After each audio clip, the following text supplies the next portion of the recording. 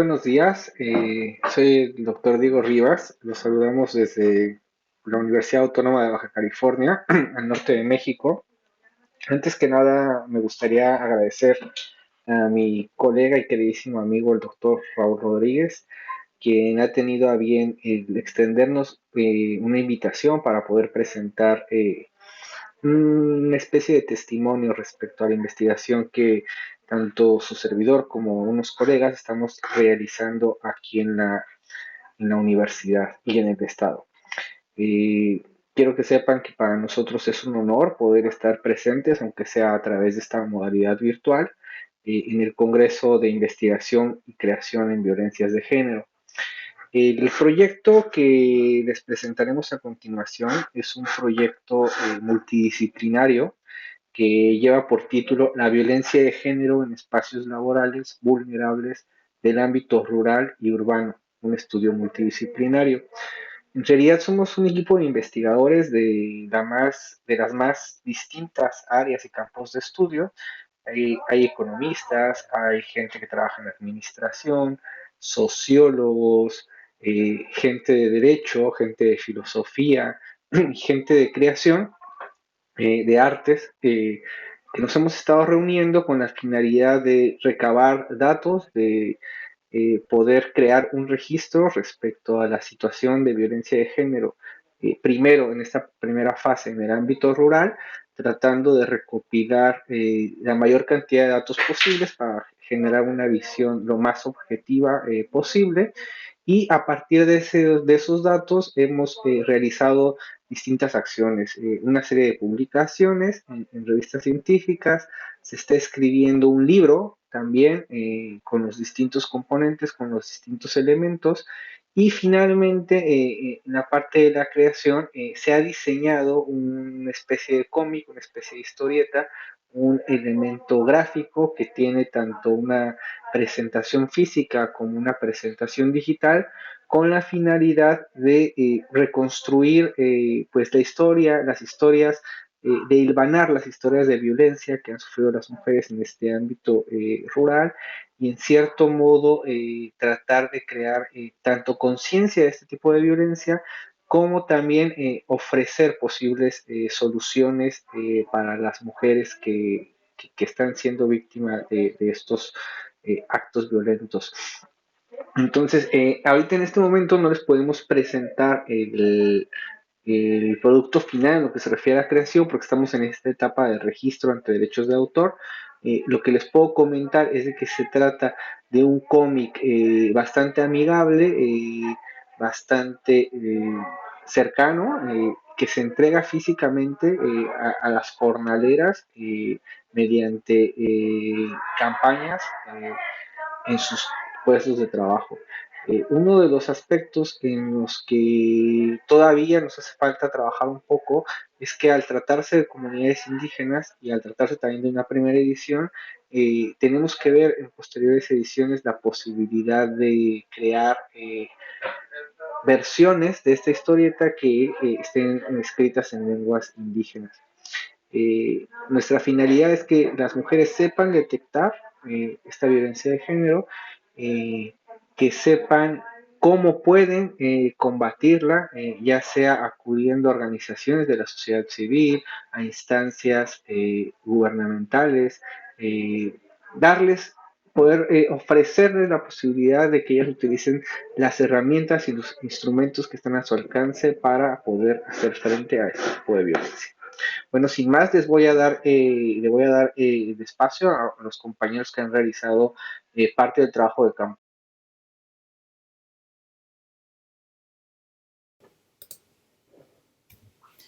Esta investigación forma parte del proyecto La violencia de género en espacios laborales vulnerables del ámbito rural y urbano, un estudio multidisciplinario del cual es responsable la doctora Virginia Guadalupe López Torres. Para empezar debemos de abordar lo que es violencia de género, y a partir del concepto de Laurenzo en el 2012 tenemos en cuenta que violencia de género es cualquier acción o conducta basada en el género que cause muerte, daño o sufrimiento, tanto físico, sexual o psicológico, a la mujer en específico, ya sea en el ámbito público o en el ámbito privado. Cuando nosotros levantamos datos, lo realizamos del 18 al 22 de octubre del año 2021. Eh, Tomamos en consideración a 6 empresas en sus diferentes campos, en donde pudimos observar los distintos procesos que van desde la pizca hasta el empaque del producto, o en este caso pues de la fresa, de la zarzamora, de la cebolla, del espárrago y del pepino, entre otros. Para poder acceder al levantamiento de datos, pues se pidió la autorización del Departamento de Recursos Humanos de las distintas empresas. La gran interrogante es cómo tuvimos el contacto para pedir la autorización. Bueno, pues se aprovechó que alumnas y alumnos del programa de la maestría en impuestos, quienes residen y trabajan en San Quintín, ellos nos pudieron contactar.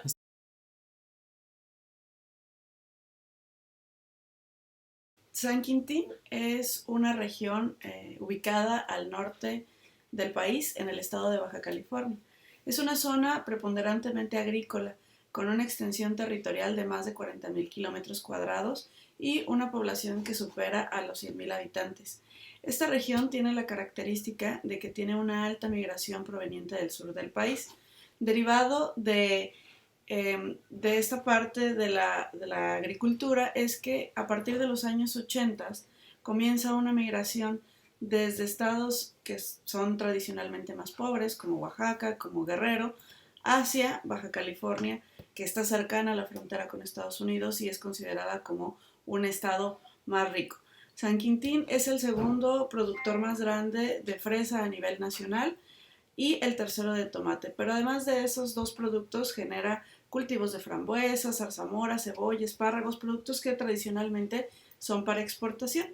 Entonces, de este nacimiento de la región a partir de la agricultura comercial y enfocada principalmente a la exportación, es que han comenzado a surgir grupos de indígenas que se han asentado en esta zona rural.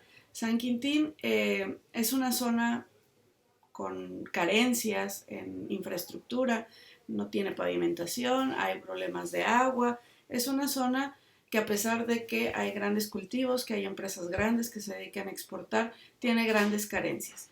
Dentro de las cosas que pudimos observar en el trabajo de campo fue el arribo de esta migración, de estos grupos migrantes que venían en camiones. Ellos son trasladados por parte de las empresas desde estados del sur por trayectos o viajes muy extensos, muy largos, llegan a San Quintín y se les da un alojamiento en pequeñas viviendas denominadas cuarterías. Estas cuarterías son habitaciones muy pequeñas donde cabe una cama, dos camas cuando mucho, baños compartidos, y en estas habitaciones a veces comparten familias, llegan parejas, llegan matrimonios y comparten con otras parejas o con otros matrimonios los espacios, lo cual pues es algo eh, incómodo, algo difícil para la convivencia, para la privacidad. Cuando ellos llegan, algunas de las empresas tienen la terrible costumbre de retirarles sus identificaciones. En México contamos con una identificación denominada el INE y estas se les retiran a los trabajadores con el afán de que no puedan ellos irse, ¿no? Muchos de ellos tienen el denominado sueño americano de poder migrar hacia Estados Unidos. Entonces, al retirarles estas identificaciones, ellos no tienen esa posibilidad de dejar la zona de trabajo y los tienen pues prácticamente cautivos. Entonces, junto con el alojamiento, algunas empresas ofrecen alimentos mismos que se les descuenta de sus salarios y bueno, ellos permanecen aquí a veces 2 meses, 3 meses, un poco más, dependiendo del producto al que se estén enfocando a trabajar. Algunas de las empresas tienen cuidados o atenciones mayores, pero en general es una carencia de libertad lo que predomina. Algunos de ellos los encierran durante la noche para que no salgan a conocer o a deambular por la región. Entonces muchas veces están encerrados, es una especie de cárcel donde ellos tienen que trabajar. Dentro de las experiencias que nos platicaron y que nos resultaron impactantes es el hecho de que si un trabajador o trabajadora se enferma, no puede quedarse guardando cama, ¿no? Tiene que estar en los patios comunes Si no puede trabajar, tiene que esperar toda la jornada laboral dentro de los patios hasta que termine la hora de su jornada, puede ingresar nuevamente a sus habitaciones. Muchas veces trabajan de domingo a domingo, a veces trabajan más de 8 horas diarias, algunas veces se quedan por más ciclos, es decir, vienen por una jornada de 2 o 3 meses para la producción de tomate y luego se pasan a la de otra especie y se quedan más tiempo y al final del tiempo cultivable son regresados nuevamente en camiones a sus ciudades natales con lo que hayan logrado juntar de dinero en estos periodos.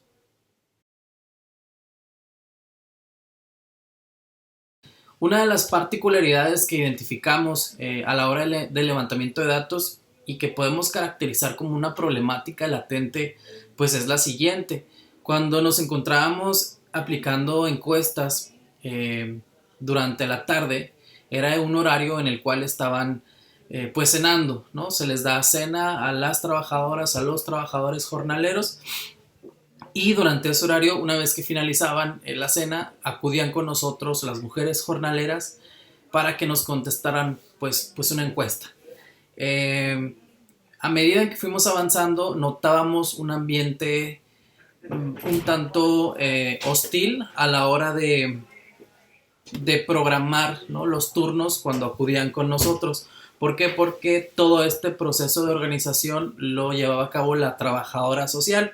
La trabajadora social, pues, es la que está a cargo de la asignación de los cuartos en las cuarterías, por decirlo de alguna manera, en las habitaciones, asignar la repartición de la cantidad de las personas que van a ocupar los cuartos y demás.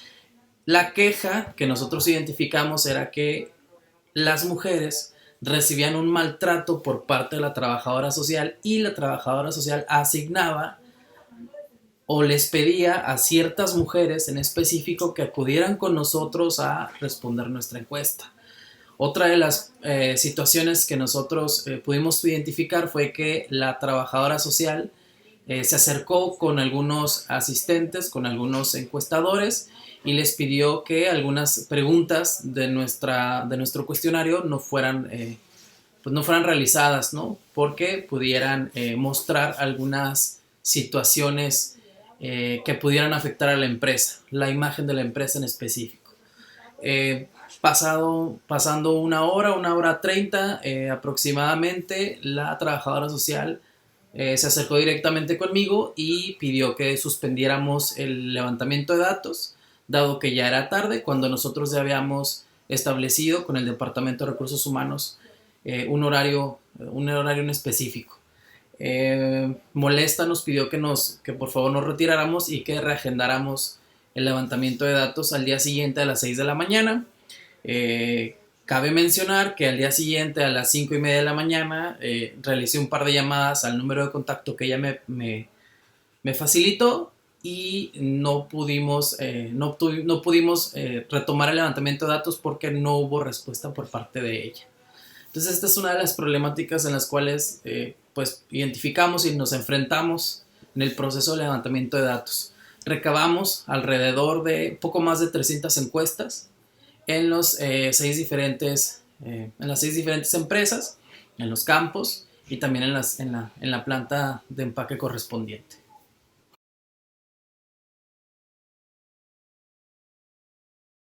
Una de las cuestiones que nos resultaron relevantes fue el hecho de que cada campo tiene un personaje denominado mayordomo. En este caso, no había varones con ese cargo. Los mayordomos o mayordomas, como fue en San Quintín, son personas que se encargan de cuidar que los trabajadores estén cumpliendo con sus funciones, de que no se peleen, de que cumplan con su cuota de trabajo. En este sentido, se encontró que las empresas ponen a mujeres en este cargo. No hubo ningún caso de un varón que nosotros pudiéramos conocer. Y esta es una forma de, incluso de represión, son las que castigan, son las que regañan, son las que acarrean al personal, que les indican qué actividades hacer, que les gritan, que tienen esta autoridad o esta figura de mando. Lo que nos resultó interesante fue, además de que solamente se presentara el caso de las mujeres, fue que se hace, creemos, con el objetivo de que no se pueda tipificar como violencia de género. Si una mayordoma agrede, insulta, ofende, es una mujer agrediendo a otra mujer. Si esto sucediera donde fuese un varón, fuera un mayordomo el que hiciera esta actividad, entonces sí podría incluirse como violencia de género. Entonces, como las mujeres son cuidadas por mujeres, son violentadas por mujeres, no se puede determinar o no se puede tipificar como violencia de género propiamente. Es una violencia laboral, pero no se puede ir y acusar y decir que en la empresa hay problemas de violencia de género. Me gustaría agradecer en nombre de todos los compañeros que han participado en este proyecto de investigación y a ustedes por habernos escuchado, por habernos dado este espacio. Comentarles que este proyecto es un proyecto muy incipiente que apenas está arrancando, está empezando a dar sus primeros frutos. No obstante, a pesar de lo joven del proyecto, ya hemos podido identificar pues que la violencia de género en el caso de las trabajadoras rurales, en el caso de las así llamadas jornaleras, es un tipo de violencia atravesada que atraviesa distintos niveles, se caracteriza eh, por una violencia naturalmente hacia mujeres migrantes, hacia mujeres indígenas, la mayor parte de ellas, hacia mujeres que han sido en algunos casos desplazadas, ya sea por razones de violencia o por razones económicas. Eh, Nos hemos encontrado con una situación y un contexto que personalmente podría definir como un contexto que supera a la ficción, ¿verdad? Con una situación de trabajo que parece recordar algunas de las instituciones más arcaicas del siglo pasado. Eh, Nos encontramos con una sistematización de la violencia en la que, como podemos ver, ¿no? Desde el hecho de que les retiran las credenciales del INE, los tienen viviendo en condiciones de hacinamiento, les impiden reposar en un contexto adecuado cuando se encuentran enfermos, por no hablar de jornadas laborales extenuantes que no cumplen con los criterios legales establecidos en México, eh, los bajos salarios, los precarios salarios, pues bueno, todas estas condiciones, por ejemplo, las relacionadas con el mayorazgo, ¿verdad? Que no solamente no favorecen, sino que parecen replicar la violencia de género a distintos niveles. Nosotros seguiremos trabajando en este proyecto. Los invitamos a consultar la página de internet de nuestra universidad, la Universidad Autónoma de Baja California. Ahí podrán encontrar algún enlace a la Facultad de Ciencias Administrativas y Sociales y en este espacio, pues hay un espacio dedicado al cuerpo académico en el que nosotros trabajamos, planeación y desarrollo, y a través del cual se están llevando a cabo estas y otras investigaciones y colaboraciones con personas de distintas áreas, incluidos los de artes. Les agradezco mucho por su tiempo y su atención.